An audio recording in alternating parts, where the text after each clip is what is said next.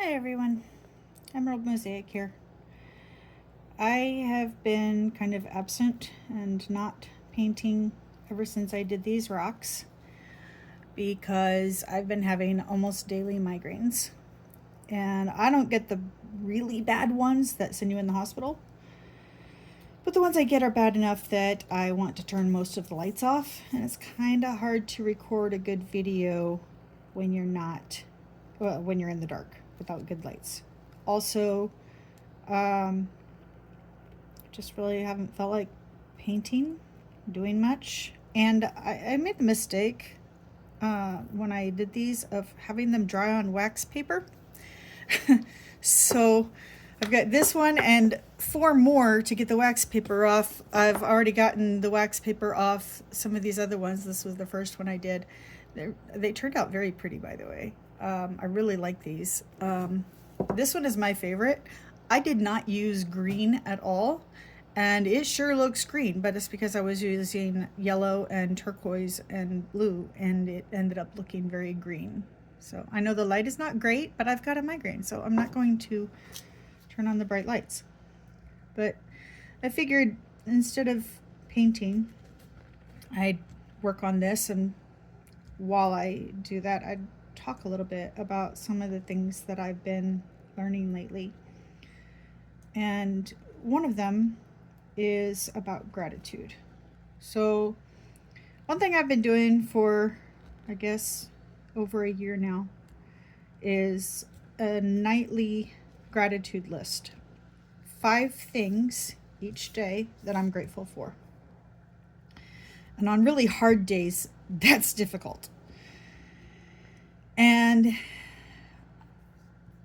yeah, it's sometimes I really have to just get down to the little things. Like on a bad pain day when I have to go out, I'm grateful that when I come home, for one, I live in a building that has an elevator, and for two, my apartment is right by the elevator.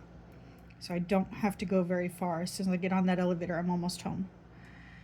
Um, so sometimes it's those little things that I have to be grateful for.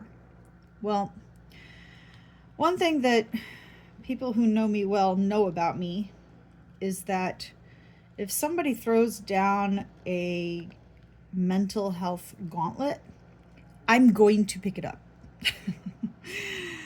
um, and I was recently watching a video by this girl named Jadina, Jhadina.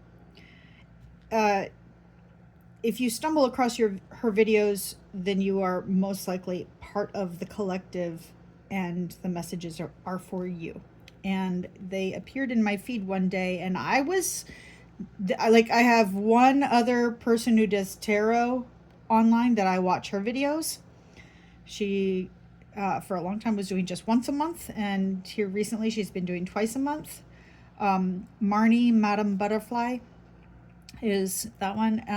And she does them one video per zodiac sign. But other than that, I don't have anything prophetic or anything like that. Tarot, otherwise, all the spiritual stuff. I don't have any of that in my YouTube feed. And just one day, a video by Jadina just popped up. So I'm like, and it said, "If you see this, it's for you." Why not? I gave it a try. I looked. I watched it. I'm kind of hooked because whether or not her predictions are for me, there are so many videos in which she describes me, so many things that she say that it's like, well, yeah, that's me 100%. But also, she gives such amazing advice.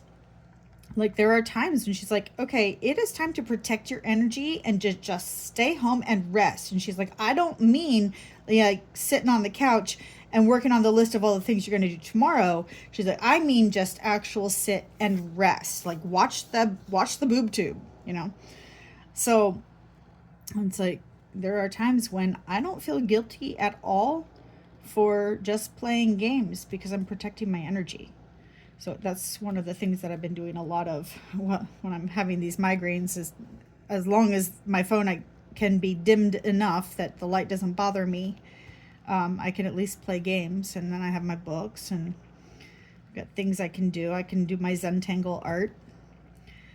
But one of the things that she said recently about gratitude really was a gauntlet, because it's not at all something that most people think of when they talk about gratitude. She talked about being grateful for the challenges in your life, for the problems, for the suffering, the pain that you go through. And that's a big one. Yeah.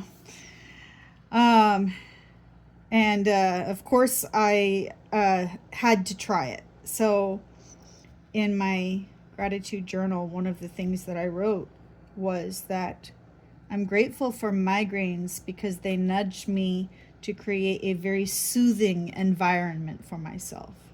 Like, for example, a while back I had bought some purple string lights for my bedroom, and I had not been using them.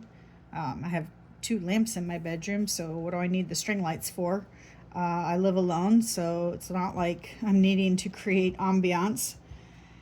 But with the migraines being the way they are, my bathroom light is so bright. It's like, I don't know if it's fluorescent or an LED. I think it's an LED light, but it's so bright that it really hurts my eyes.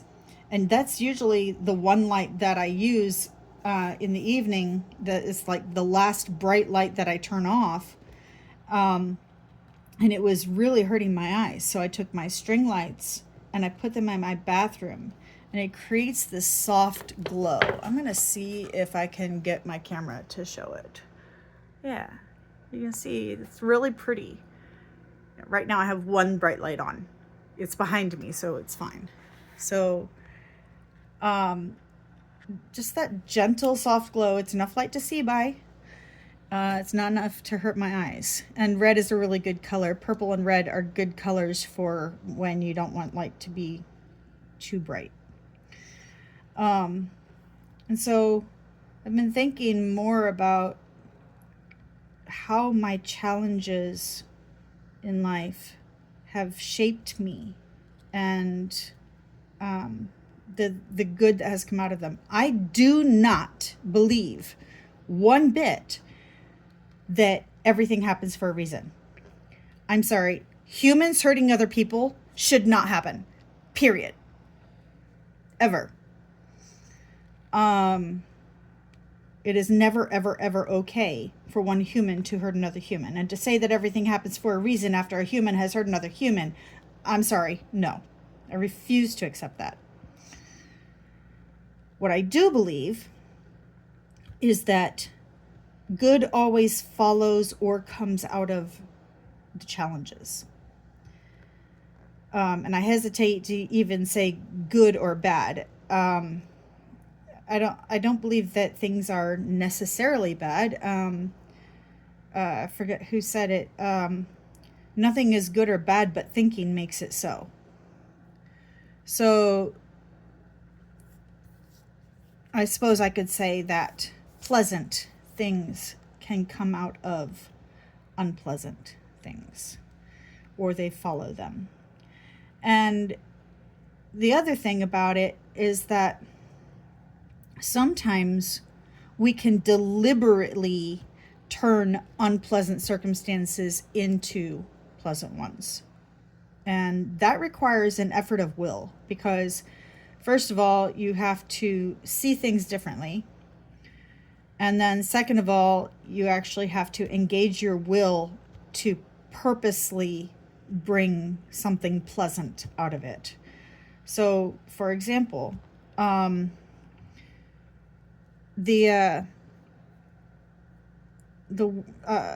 think it was World War II. Well, the combination really of World Wars I and II. Out of that combination, we got women's rights. Women got the right to vote. We started being recognized as a full and complete person according to the United States Constitution. And therefore, we had the right to vote. We started being seen more so as equals. We're still not there yet. But like all that great progress started because of the horrible things that happened in war. And could women's suffrage have come out other ways? Of course. It was not required. It's just that people took advantage of this situation to push for their rights. And that's what I mean. It takes work. It takes recognizing it as an opportunity instead of just this horrible thing. It takes courage to do that. Jadina calls it alchemizing situations, alchemizing all the challenges in your life, because in a way it seems like alchemy. It seems so strange and mysterious to turn this horribly uncomfortable thing, this painful thing, into something that's wonderful.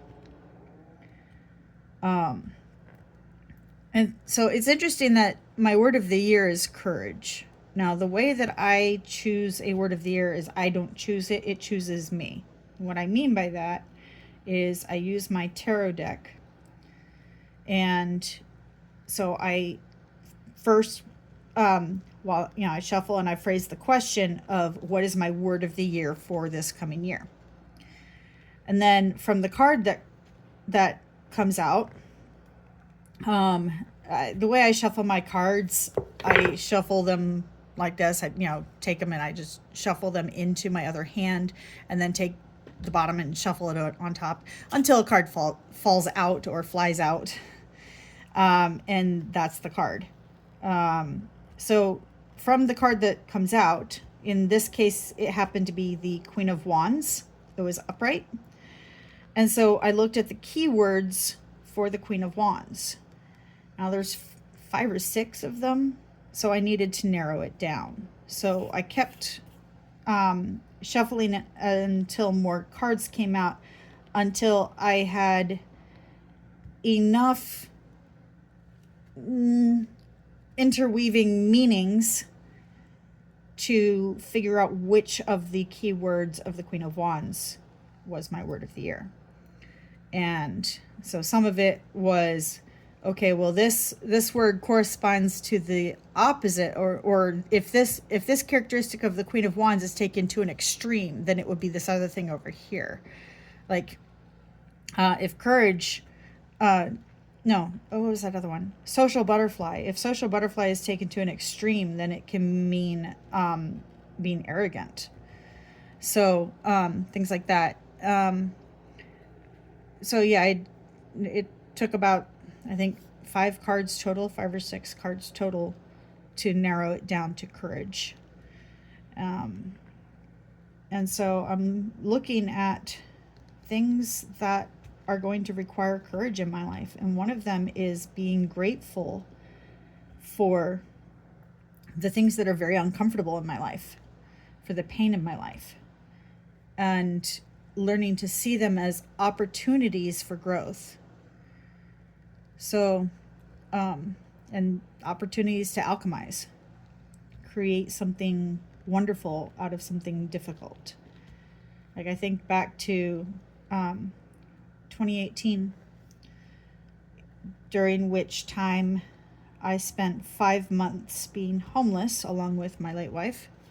And then right after we got an apartment in a state that I had never lived in before and where I didn't have any friends and family, a city where I didn't know anybody, right after we got an apartment, she passed away. Spent 2 weeks in the hospital and they could not save her. And I think sometimes about all of the ways that has changed me for the better, the ways that I have become a better person, a more mature person through these trials. Now, if you had told me right after she passed away, oh, this is a wonderful opportunity, I would have said, fuck you. because nobody who wants to hear that in right after they've lost somebody. It's don't ever do that. But looking back, I can see the ways that it has changed me for the better.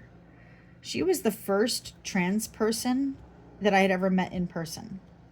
I had met some online before, but I did not understand it at all. I was, back then, I was pretty strong Christian and had very, very strong views that various preachers had given me. And Natalie was able to show me that a lot of those views were wrong. And they were not loving. Like, back when I was a Christian, I believed, like ever since I was a child, that it was my duty to show love to the world. It didn't mean kowtowing and bending over backwards. It meant actually being loving toward people. And so when I realized that some of these beliefs about people that I held were not loving and were actually causing harm, I did an about face. I was like, okay, show me the better way. And so because of her, I now understand what it's like for a trans person. Not just their experience with people who don't believe in it or have all these horrible things to say about trans people, the vast majority of which are not true, by the way, but also why she considered herself to be trans in the first place. Like, she was born into a male body, but she never really saw herself as male, ever. And she hated this male body that she was born into. And it's kind of ironic. I'm on the autism spectrum, and there's sometimes that I'm kind of girly, in some ways that I'm kind of girly, but man, she was more feminine than I ever was.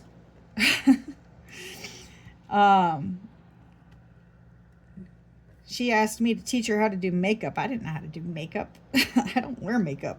Very few times in my life have I ever worn makeup. And I don't like it. I don't like how it feels on my face. And I've been told by enough people that I don't need it, so I don't wear it. And yeah, so anyway, she really opened my eyes to a lot of things, and we had so many stimulating conversations about life and the universe and the purpose and deities and all of that. And I loved her with everything that I had. I do wonder sometimes, though, if she had lived, would we even still be together? I don't know. It doesn't matter. I mean, we can all play the what if game. It doesn't change anything. And, there's that sentence, it is what it is. Oh, I used to hate that phrase. I used to hate it with a passion because I just could not accept that things were certain ways. But one thing I've been realizing is that radical acceptance is actually very powerful. So it's like the Serenity Prayer, how it talks about give me the courage to change the things I can, the acceptance. Oh yeah, give me the acceptance to no, how does it go? Give me the serenity to accept the things I cannot change, the courage to change the things I can, and the wisdom to know the difference. And so I think that it is really so true, whether or not you believe in a deity, just understanding that there are things that you cannot change. And if you are able to change things, by all means, do so. But, sometimes you can only take so much action, and then you have to wait for other people to act. And in that time, if you are stressing over it and fretting over it and ruminating about it, it's just going to mess you up. And so sometimes you literally have to shelve things. Imagine setting it onto a shelf in the back of your mind and trust that at the right time, you'll be able to take it back down and do more. And just leave it there and focus on the things that you can change. And, and along with that, then if you add gratitude on top of it, that is another layer to peace.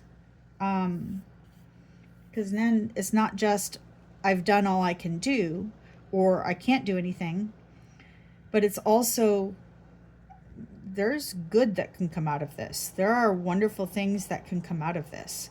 I am a better person for having gone through whatever it is. So, food for thought. Not everybody's in a place where they're capable of that. That's okay. Everybody is on their own path. Your path is right for you. And each person has different abilities depending on how their path has gone and where they're at on it. So I certainly would not expect everybody else to be able to magically be grateful for the pain in their life. But just a side note on that, by the way, in my group therapy, we're currently going through a workbook about self-compassion. And I like how it defines suffering. Suffering equals pain times the resistance to that suffering. Resistance to the pain. So if you're experiencing pain, whether that's physical or emotional or mental, and you're actively working on resisting the pain, you're fighting against it. It shouldn't be this way, right? The word should is a key sign that you are resisting. Right then is where you're actually suffering instead of just experiencing pain. So radical acceptance says, I am experiencing pain right now. And compassion then says, it's normal and human to experience pain. Pain is just part of the normal human experience. I am no different from any other human because I experience pain. And then compassion also takes it a step further by saying, I will be kind to myself because I deserve kindness. And the awesome thing about self-compassion is that you don't need anybody else in order to do it. Now, those of us who haven't had much practice with it in our lives, it might help to maybe imagine a wise person and try to think what they would say to have compassion on you. Or think about if I had a friend who was in my situation, what compassionate, what kind things would I say to my friend to comfort them? And then say those things to yourself. If you're very much a person who needs touch, well, you can give yourself a hug. You can caress your hand. You can hold your own hand. You can squeeze it. You can squeeze your arm. You can act compassionately toward yourself. These things, physically giving yourself that compassionate touch is actually very soothing and very calming. So you don't really need anybody else. So if you're in a situation where you feel totally alone, well, you still have yourself. And if you can be kind to yourself, then you can experience kindness. If you can show love to yourself, then you know you are loved. I think that's one of the most beautiful things about self-compassion, is it teaches you how to do this for yourself so that you're not relying on other people for that. And instead of seeking it externally, you're giving it to yourself internally. It's very powerful. I've seen changes in myself just since we started the workbook, about 2 months ago. My counselor has been talking about, she's like, you've been leveling up so much lately. So I will say it's hard work. Growth is hard work. That's just a fact of growth. Growth is painful. And some of y'all might remember from, I think it was the 1990s maybe, the Rose's Rose comic, the little boy Pascal, I think is how his name was pronounced. I remember he said, God grant me patience, but please hurry. Yeah, there's no shortcut to this. Growth is painful and it requires going through painful experiences, but that's why it's an opportunity. Growth is simply an opportunity. Painful experiences are an opportunity to grow if you choose to. And you don't have to. You can stay stuck. You can stay in depression. You can stay in your anxiety. You can stay in self-loathing. You don't have to grow. Nobody's going to force you. In fact, nobody can force you. That's just impossible. You cannot force another person to grow. That's not how growth works. Until a person is ready to grow, they won't. So if you see somebody who is stuck like that and who is perfectly content to be there, as painful as it is, sometimes you just have to let people be there. When they're ready to grow, nothing will hold them back. And until they're ready to grow, nothing will induce them to. That's just a fact. It's a hard one. I have somebody I'm thinking of when I talk about that is very determined to stay stuck, very determined to stay depressed, and does not want to do any of the work. And this person actually had to tell me, because you can't just let me be and you won't stop nudging me to grow when I don't want to, I can't talk to you anymore. And so they left. And that was really hard for me to accept, that I couldn't force them to grow. They wanted to be stuck. They wanted to be where they were. They had coping mechanisms and they were just going to keep doing what they were doing. I don't know. I kind of hope that someday they do grow or decide to grow and they come back and we can talk. But I kept trying to push them to grow, and it doesn't work like that. So I had to let go. Anyway, that's probably enough for today. For a video, I mean. I still have plenty more work to do on these stones, but I'll do it little by little. Thank y'all for listening. I hope that you learned something from this. And if you're one of those people like me who is bound and determined to grow no matter what it takes, you're going to be just fine. I know you are. So, all right. Y'all have a good one. And hopefully soon I will be back to painting. In the meantime, y'all stay curious and stay creative. Bye.